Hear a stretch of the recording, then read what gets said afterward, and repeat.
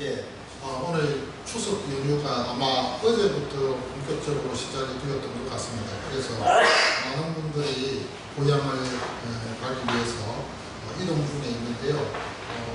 생각보다는 그렇게 많이 이동을 하지 않은 것 같습니다. 오늘부터 아마 이동이 되어지고, 무엇보다도 추석 연휴 이 기간 동안에 굉장히 고속도로가 하루도 한산할 날이 없지 않을까, 계속 복잡하지 않을까 하는 그런 생각을 해봅니다. 왜냐하면 짧으면 짧다고 할 수 있지만 또 길면 길기 때문에 아마 부모님들 또 일가 친척들 만나고 나서 그 다음에 자기의 또 나름대로 계획과 시간들을 보내기 위해서 차량으로 움직이기 때문에 좀 이번 연휴 기간은 굉장히 복잡하지 않을까 하는 그런 생각을 좀 해보게 되어집니다. 어쨌든 추석 연휴 이렇게 시작하는 이때에 우리 함께 또 이렇게 먼저 하나님 앞에 예배를 드리고 또 이렇게 움직일 수 있게 되어서 감사합니다. 지난 주일에 제가 여러분들에게 사도 바울이 에베소 교회를 위해서 기도했던 그 기도와 감사했던 그 두 가지 이유를 살폈습니다. 그것이 15절에 있는 말씀입니다. 그 15절에 있는 그 말씀을 보면 이로 말미암아 주 예수 안에서 너희 믿음과 모든 성도를 향한 하나님을 향한 사랑을 나도 듣고라는 말씀을 했습니다. 여기에 주 예수 안에서 너희 믿음, 또 두 번째는 모든 성도를 향한 사랑, 이 두 가지를 듣고 에베소 교회 성도들을 위해서 바울이 기도했다. 사실 이 두 가지 이유가 참 에베소 교회 성도들에게 있어서는 굉장히 중요하고 소중한 이유입니다. 그런데 그 이유를 통하여서 바울은 하나님 앞에 감사의 기도를 하겠다고 그렇게 이제 서두를 시작을 하고 난 이후에 구체적으로 에베소 교회 성도들을 위해서는 어떤 식으로 기도를 하는지는 17절부터 나오고 있습니다.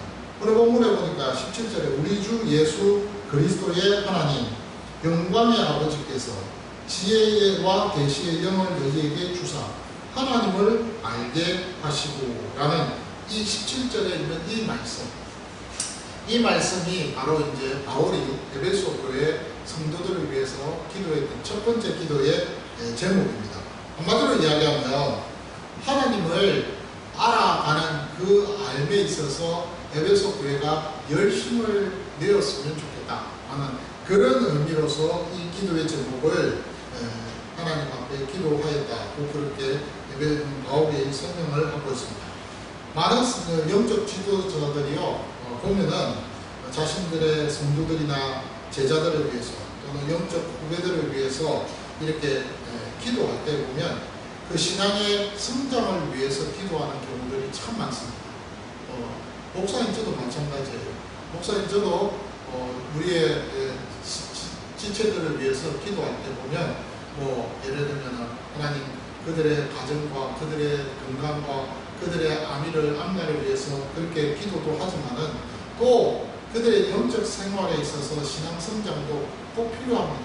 그래서 그 신앙 생활을 위해서 기도하는 경우들도 참 많습니다.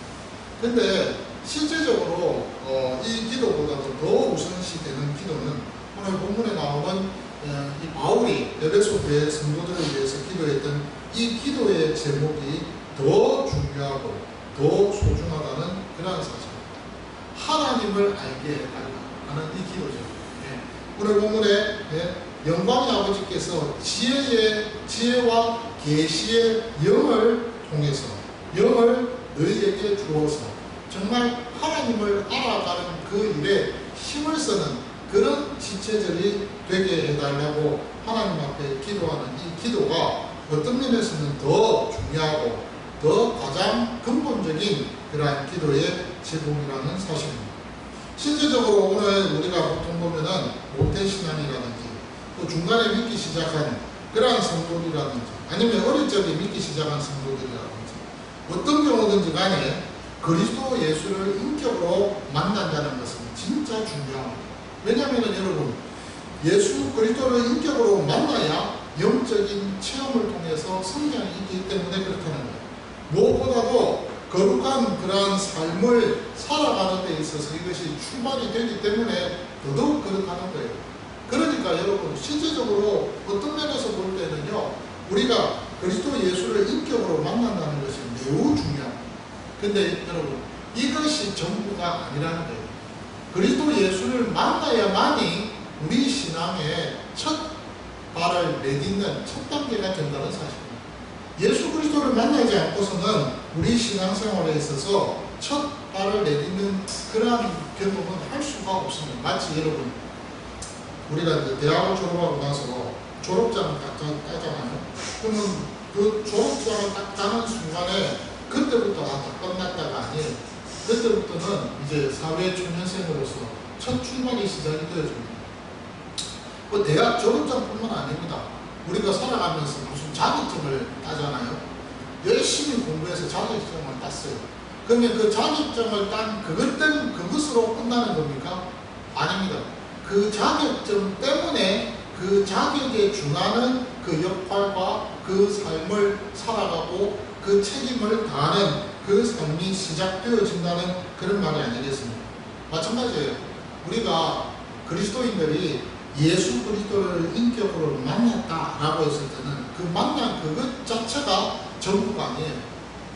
그것이 첫 출발이 되는 겁니다. 그래야 진짜 이제 예수 믿는 사람으로서 영적 신앙생활에 홀로서기를 할 수 있는 그 자격이 부여받아졌다는 말입니다. 예수 그리스도를 진짜 안 만난 사람은요, 홀로서기 하는 그 자체가 힘들고 어렵다는 거예요. 그러니까 예수님을 만나야 되는 거예요. 바울이 다메섹에 그 그리스도를 믿는 그리스도인 당을 잡으러 가기 위해서 진짜 혈기가 왕성해가지고 군인들을 데리고 그렇게 다메섹으로 갔잖아요. 그런 가는 그 길에 하늘에서 아주 밝은 광채의 빛을 보면서 바울이 그 자리에서 정말 꼬꾸라졌어요. 그러면서 누구신가라고 물었을 때 바울에게 나타나서 하신 말씀이 나는 네가 핍박하는 예수다라고, 그렇게 예수님이 직접 바울에게 찾아오셔서 만나주신 거예요. 그리고 난 이후에 바울은요, 삶이 바뀌었습니다. 그것이 전부가 아니라는 거예요. 바울에게 있어서는 그것이 전부가 아니, 이제 시작이라는 거예요. 그 시작을 통해서 바울은 자신이 어떤 역할로 어떤 사명을 가지고 어떻게 이 땅에서 살아가야 될지에 대해서 깨닫게 되었다는 말입니다. 그러니까 여러분, 분명한 것은요, 하나님께서 우리를 부르셨습니다. 그것을 우리는 좀 어려운 말로 소명이라고 합니다. 소명이라는 것은요, 저와 여러분 모두를 하나님께서 당신 앞으로 너는 내 것이라고, 너는 내 아들이라고 불러주셨습니다. 부름받음에 대해서 우리가 그것에 감사하면서 그것에 응답을 하고 그 하나님 앞에 나왔을 때 그 다음에 우리에게 주어지는 것은 사명입니다. 그래서 소명과 사명은 차이가 있는 거예요. 하나님이 우리를 부르셨어요. 만나주셨어요.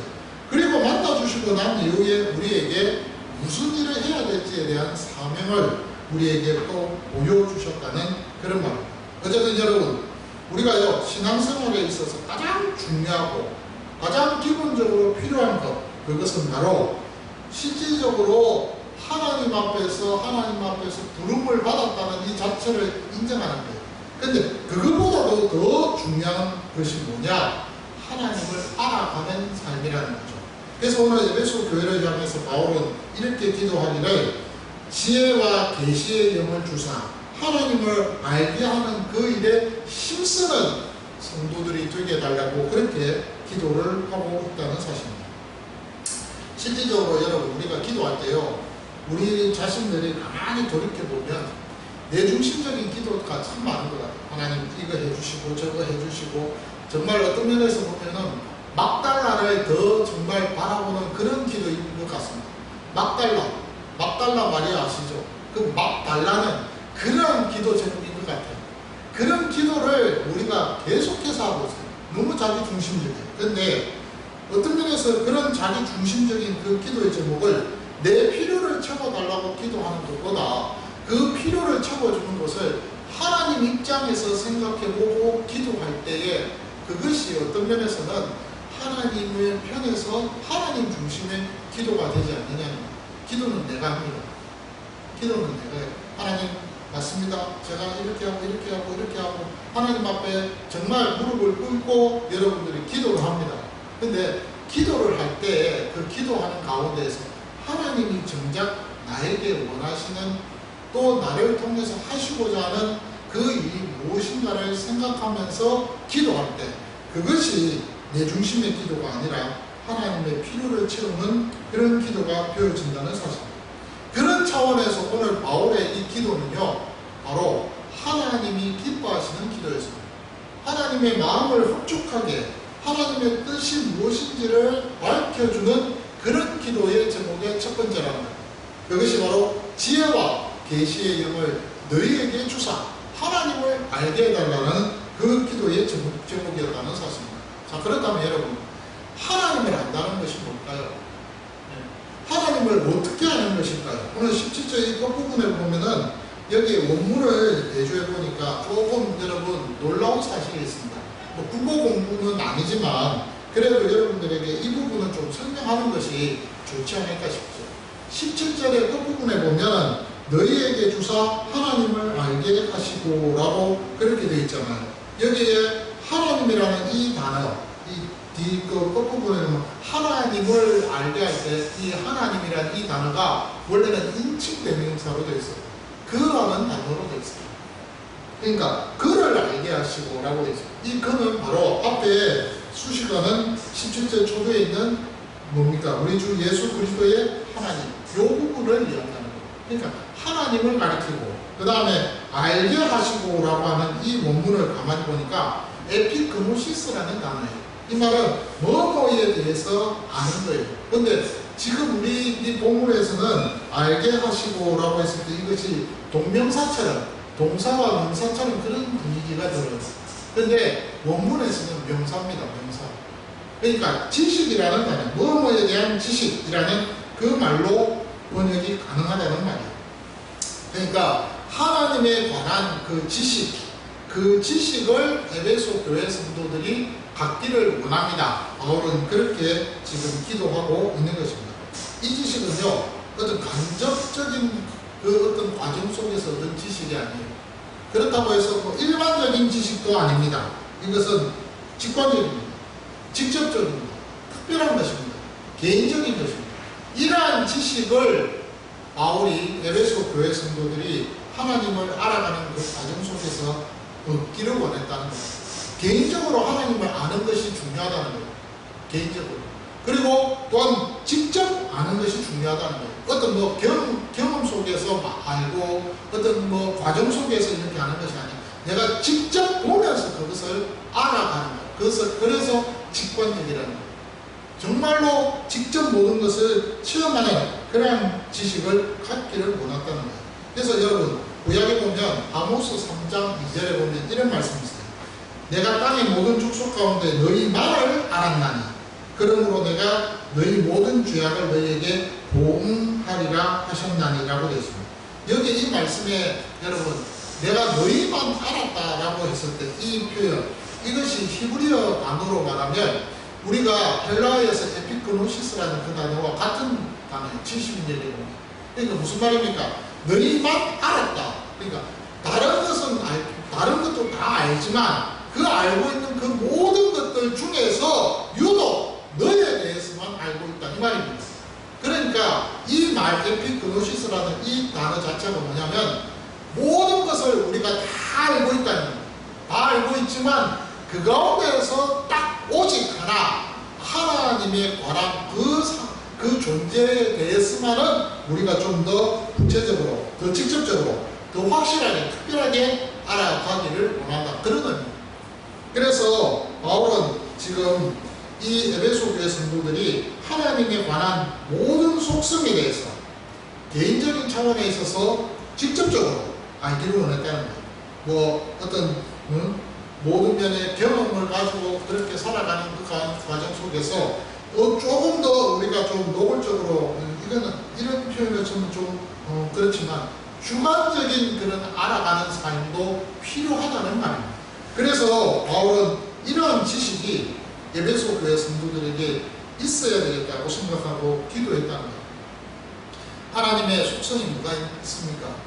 은혜도 있고요, 사랑도 있고요, 거룩도 있고요, 존귀함도 있고요, 자비하심도 있고요, 완전하심도 있고요, 인내도 있고요. 그 모든 하나님의 속성이라는 것 자체가 충족되는 모든 것들이 다 있어요. 그런데 그것을 알아가고 그것을 점점 우리가 배워나가는 그 과정들이 객관적인 그런 지식을 통해서 아는 것도 있지만 우리에게 있어서 주관적인 부분들도 필요하다는 사실입니다. 그러니까 바울은요, 지금 에베소 교회 성도들에게 지금 무슨 이야기를 하느냐, 너희들이 객관적으로 나를 통해서 이렇게 배웠고 들었던 이 복음에 대한 이 내용들을 가지고 너희들의 삶의 현장에 나아가서 좀 더 개인적으로 주관적으로 하나님을 알아가는 그 일에 있어서 힘을 쓰는 것을 너희들이 최선을 다했으면 좋겠다 하고 그렇게 바울은 이야기를 기도를 하고 있다는 사실입니다. 그렇다면 여러분, 이 놀라운 이 말씀에 있어서 하나님을 안다는 것 자체가 여기서만 끝난 거냐? 아니, 바울이 계속해서 여기 본문에 보니까 무슨 이야기를 합니까? 17절의 그 중간 부분에 보면 지혜와 계시의 영을 너희에게 주셨다라고 그렇게 말씀하고 있습니다. 복음입니다. 예, 우리가 하나님을 알아가는 것 자체가요 불가능합니다. 이유는 뭘까요? 로마서 5장 8절에 모든 사람들이 다 죄인이라고 했습니다. 그래서 여러분, 우리는 죄인이기 때문에 하나님을 100% 완벽하게 알아간다는 것은 불가능합니다.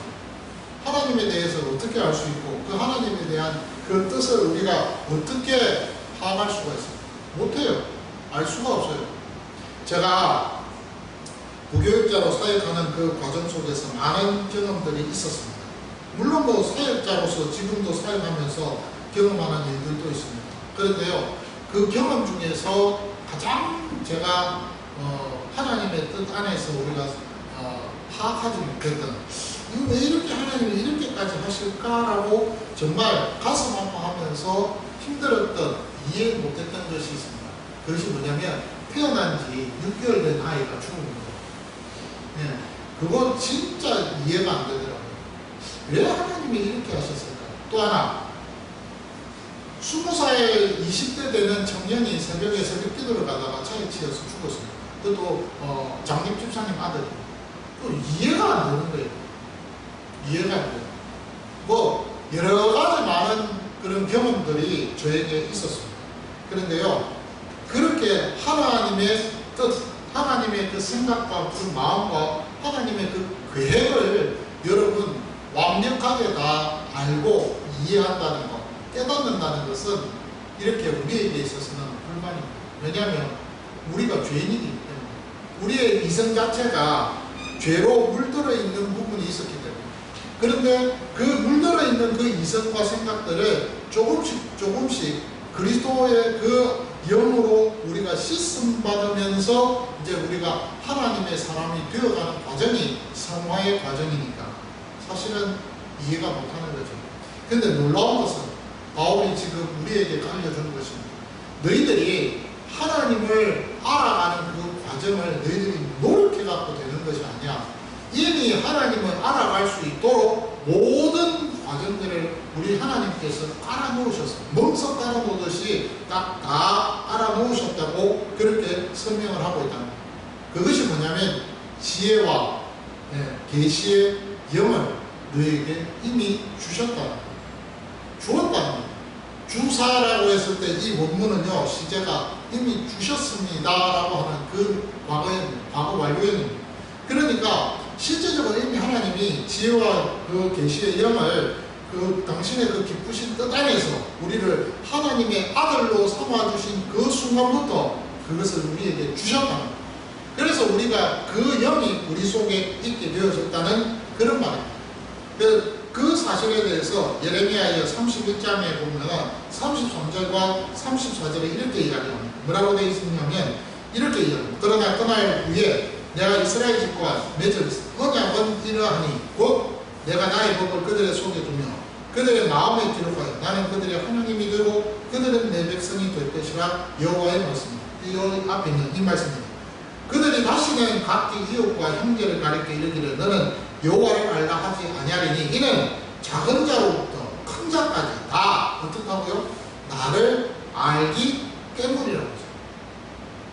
작은 자로부터 큰 자까지 이미 하나님을 알아갈 수 있도록 하나님이 그 조건과 환경들을 마련해 놓으셨다는 거예요. 그러면서 내가 그들의 악행을 사하고 다시는 그 죄를 기억하지 아니하리라 여호와의 말씀입니다. 이게 언제 일어나느냐? 그리스도의 영이 우리에게 임할 때 있다는 거예요. 이것이 새 언약입니다. 이것이 새 언약. 이 언약을 하나님께서 그리스도 예수를 통하여서 맺어 주셨다는 그런 사실입니다. 그래서 사실 여러분 우리가요 마음을 청결하게 하고 우리가 의에 줄이고 목마른 자로서 우리가 살아가는 이 삶이 필요합니다. 그렇게 하면은 우리가 하나님을 알아가는 그 과정이 쉬워질 수 있다는 말이죠.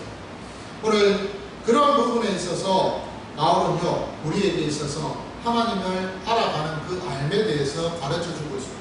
근데 이 알아간다는 것이 실질적으로 어떤 것이냐고 우리가 좀 설명을 깊게 들어간다면 요한 1서에 있는 말씀입니다. 요한 1서 1장에 보면 1절에서 4절의 그 말씀에 보면 하나님을 알아간다는 것은 사귄다는 뜻입니다. 이 사귄다는 것은 바로 누리는 것을 말합니다. 누리는 것은 뭡니까? 영어로 말하면 enjoy입니다. 즐기는 것입니다.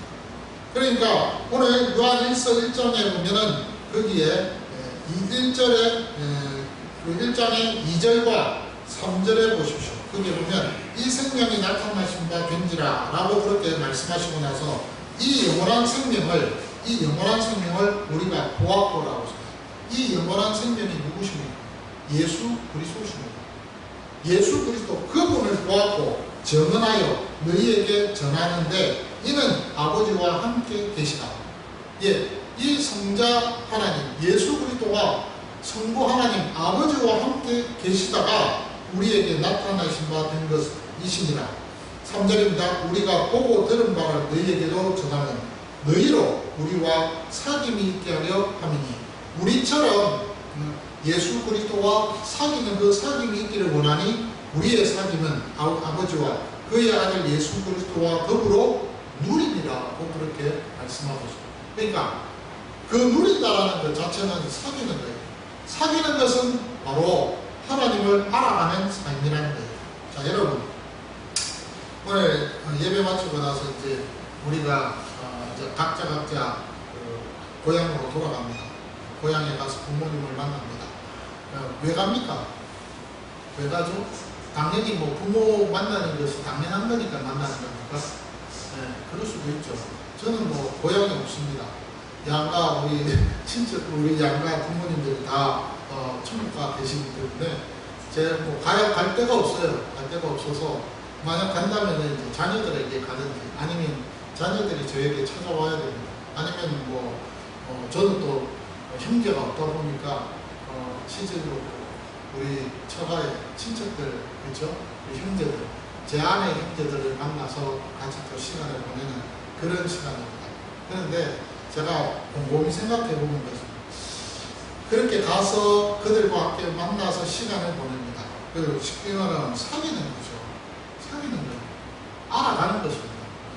여러분 우리가요 누구를 안다는 것 자체가 참 복입니다. 그것은 사귐의 뭐예요? 전제 조건입니다. 전제 조건입니다. 그 사람을 알지 못하면요 그 시간에 그 자리에 앉아갖고 대화를 나누고 만나서 시간을 보내는 것이 행복할까요? 아니면 곤욕일까요? 괴롭습니다. 처음 만난 사람 딱 앉아가지고 커피 마시면서 대화 나눌 때 긴장합니까? 아니면 부담이 없습니까? 긴장합니다.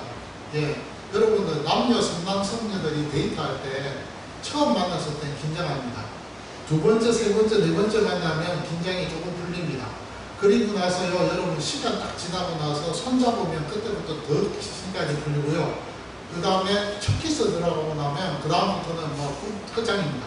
예, 그리고 결혼하고 나면요, 뭐 니나네나 다 아는 거 처진데 이렇게 나옵니다. 맞죠? 예, 사람이 사귄다는 것 자체가요, 알아가는 과정 속에서 살아가는 겁니다. 그리고 안다는 것 자체는요, 사귐에 있어서 부담이 없는 거예요. 그리고 그 사귐의 것은 뭡니까? 함께 있다는 것은 뭐예요? 즐김입니다. 그래서 누리는 거예요. 맞잖아요. 오늘 본문의 요한 1서에 나오는 1장에 있는 이 말씀, 그런 말씀이에요. 우리가 하나님을 알아간다는 것은요, 우리가 사귀는 거예요. 하나님과 함께 시간을 같이 보내는 겁니다. 그런데요, 하나님을 많이 알면 많이 알수록 그 하나님과 시간을 같이 보내는 것이 부담이 될까요? 즐거움이 될까요? 즐거움이 된다는 거예요. 근데 그 하나님에 대해서 잘 모르면 뭐예요? 곤욕입니다.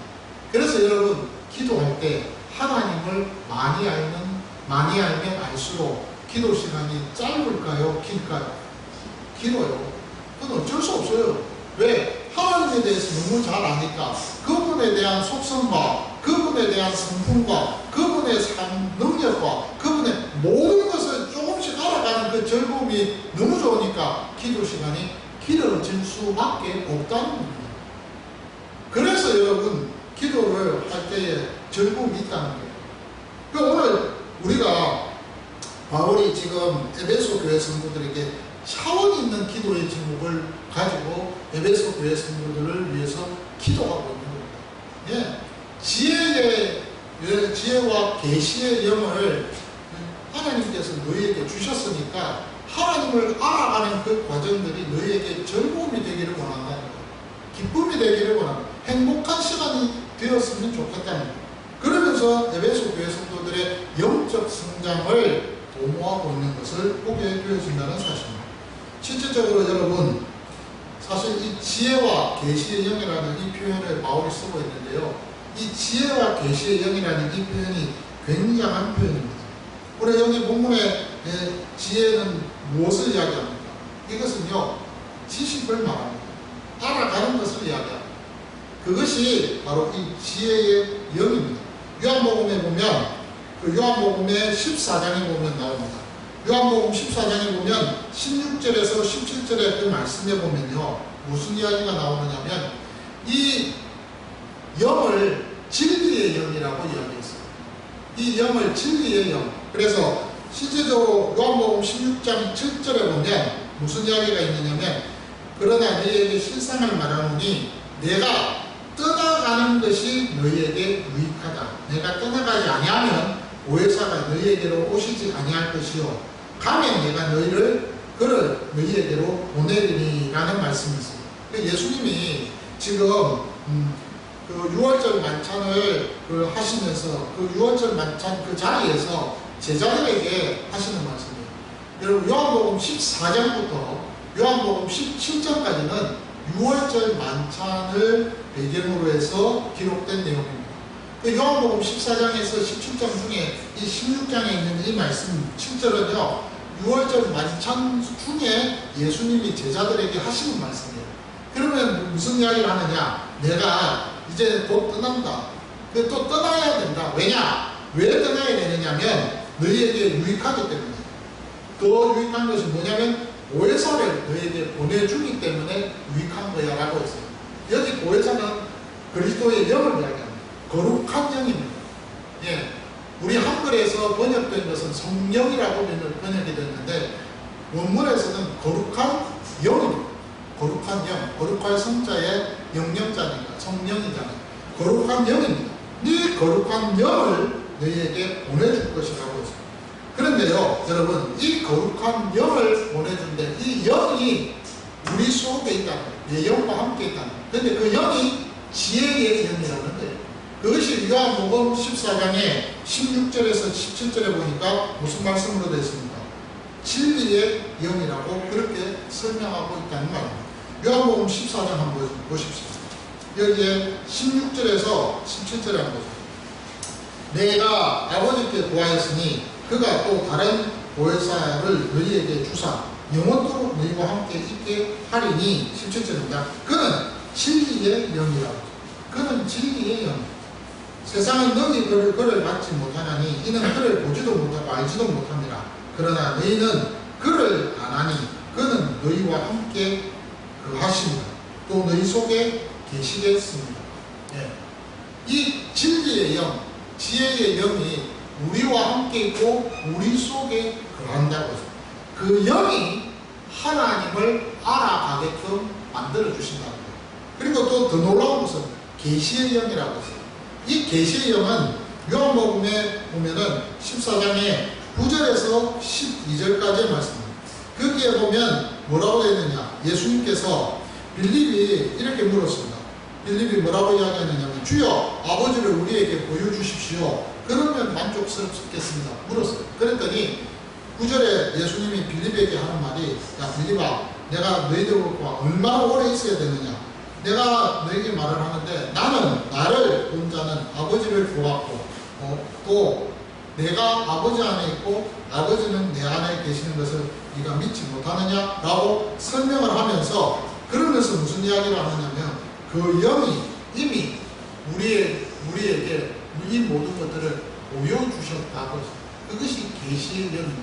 계시라는 것은 하나님이 우리에게 하나님 자신을 보여주신다. 너희가 예수님이 하신 말 너희가 나를 보지 않았느냐? 나를 봤으면 아버지를 본 거나 동일한 거야 라고 그렇게 지금 14장의 9절에 있는 그 말씀에 빌립을 통해서 말씀을 하고 있다는 사실입니다. 그러니까요 이 지혜와 계시의 이 영이라는 것이 바로 그런 영입니다. 이 거룩한 영은 우리 안에 있다는 것입니다. 그런데 더 놀라운 것은요 이 영이 우리 안에 계시게끔 하기 위해서 누가 큰 역할을 하셨다는 거예요? 예수 그리스도께서. 예수님께서 요한복음에 그 16장에 있는 말씀 그대로 뭐라고 이야기합니까? 내가 떠나가야 된다. 내가 떠나가야 이 보혜사 영을 너희에게 보내줄 것이다. 이 영이 너희 속에 더 확실하게 지금은 너희들이 나를 눈으로 보고 느끼고 만지고 이 정도지 아니라는 거예요. 이제는 더 나아가서 그 영이 너희 속에 있어서 그 영을 통해서 더 확실하게 아버지 하나님을 알아가게끔 그렇게 만들어 놓으셨다는 사실입니다. 이것이 바로 오늘 바울이 에베소 교회 성도들에게 지금 하는 말입니다. 기도하고 있는 내용이라는 사실입니다. 자 여러분 오늘 이 말씀을 우리가 묵상하면서 한 가지 알아야 할 것이 있습니다. 그것은 뭐냐면 저와 여러분들 속에 이 영이 계심을 기억하셔야 됩니다.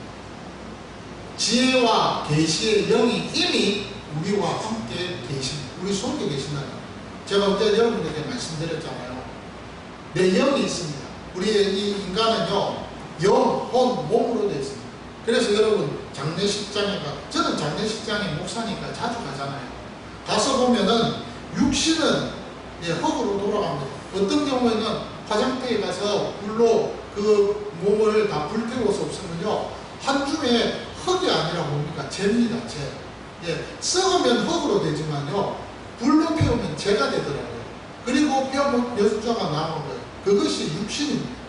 그런데요 그 육신이 아무것도 아니지만은 중요한 것은 우리의 몸의 구성 요소 중에 혼도 있고 그 다음에 영도 있다는 사실.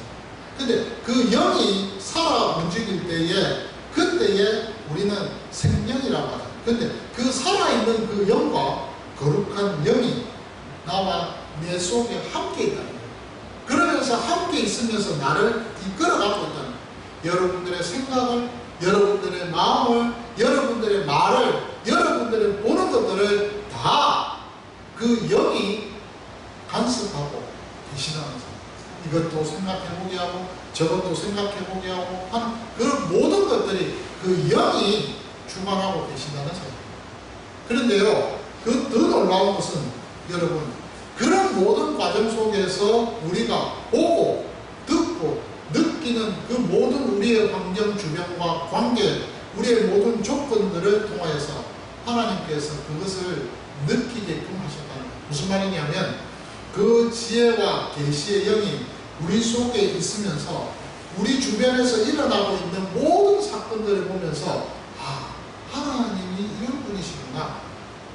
그러면 인간관계를 보면서 저 사람을 보면서 하나님은 이런 분이시구나 알아가는 거예요. 우리가 하나님 앞에서 부름을 받는 그날까지 우리는요 하나님을 알아가는 과정 속에 있다는 사실.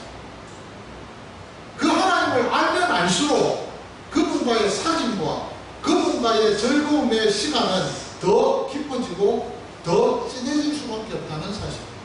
그래서 여러분 우리 믿음의 선진들은요 하나님을 알아가는 그 깊이와 그 넓이가 굉장히 높았기 때문에 자기의 생명도 마다하지 않고 그냥 정말 그 생명을 그냥 다 내버리는 그런 삶을 살아갔다는 그런 말입니다.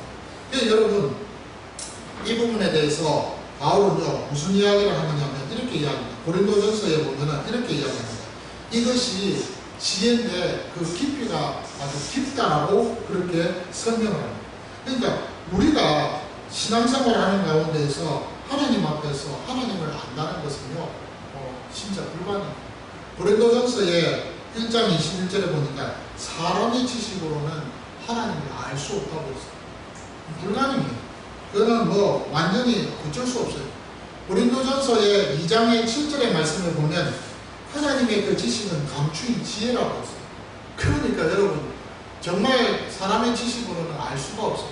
그런데 놀라운 것은 하나님이 우리에게 지혜와 계시의 영을 주셨기 때문에 그것이 우리 속에 있기 때문에 우리가 하나님을 알아가는 그 알아감이 가능해질 수 있었다는 거예요.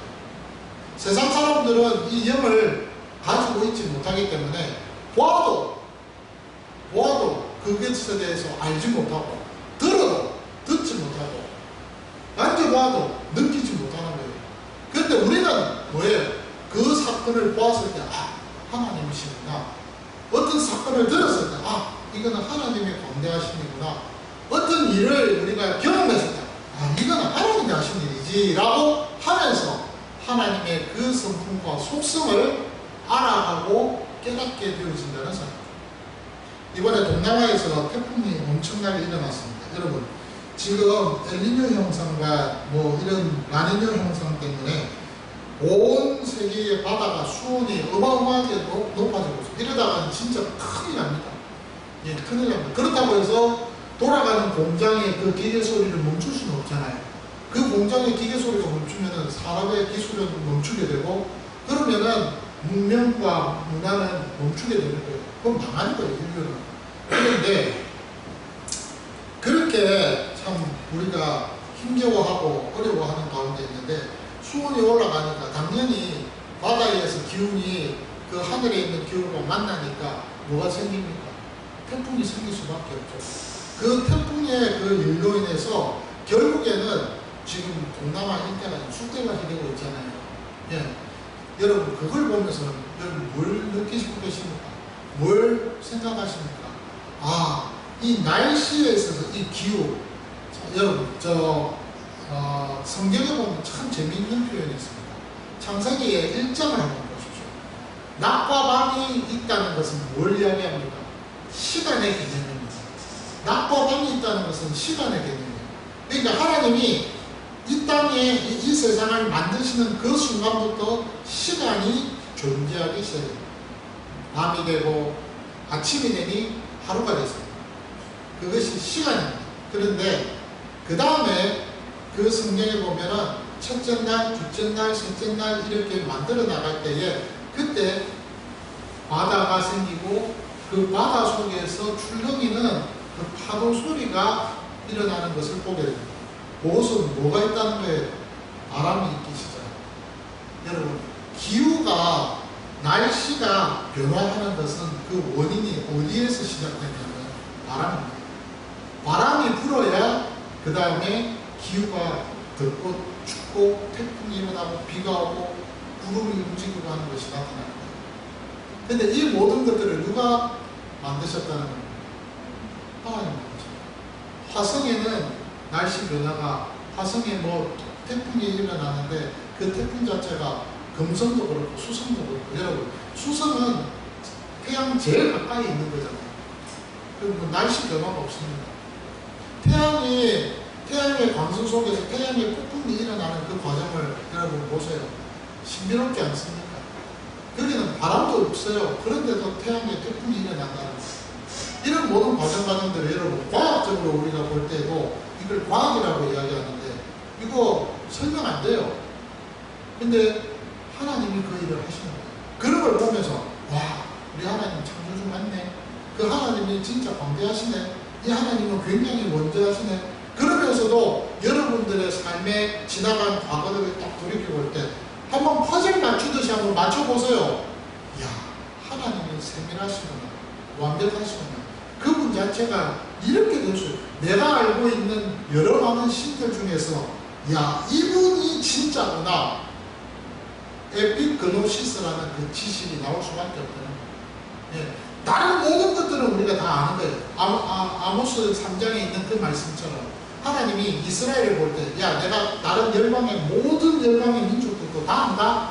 근데 유독 니만 더 내가 안다라고 할 때 그 에피그노시스, 헬라의 그 단어를 히브리의 단어하고 딱 70년에서 고단합니다. 그런 것처럼 그 많은 신들을 우리가 어렴풋이 아는데 아는 가운데에서 유독 딱 진짜 한 사람, 한 존재, 하나님을 알아가는 이 삶, 이게 진짜 아니겠어요? 제가 그걸 보면서 바울이 에베소 교회 성도들을 위해서 이런 기도를 할 만하구나. 이게 가장 중요한 기도구나. 이 기도를 통하여서 이 기도의 제목이 이루어질 때 우리의 신앙은요 변하지 않습니다. 흔들리지 않습니다. 그분에 대해서 확실하게 아는데, 그분의 사랑을 확실하게 붙들고 있는데, 경험을 했는데, 그분의 은혜에 대해서 확실하게 맛을 보았는데 어떻게 흔들릴 수가 있겠느냐. 안 그래요? 여러분, 남녀 사이에 사랑을 하는데요, 사랑을 할 때 그 사랑의 전제 조건이 뭔지 아세요? 믿음입니다. 그 믿음이 신뢰관계가 확실해야 사랑은 흔들리지 않습니다. 근데 그 신뢰관계가 흔들리기 시작하면요, 그때부터 사랑관계도 깨지기 시작하는 거예요. 그러니까 사랑과 믿음은요 어쩔 수 없이 밀접한 관계에 있는 거예요.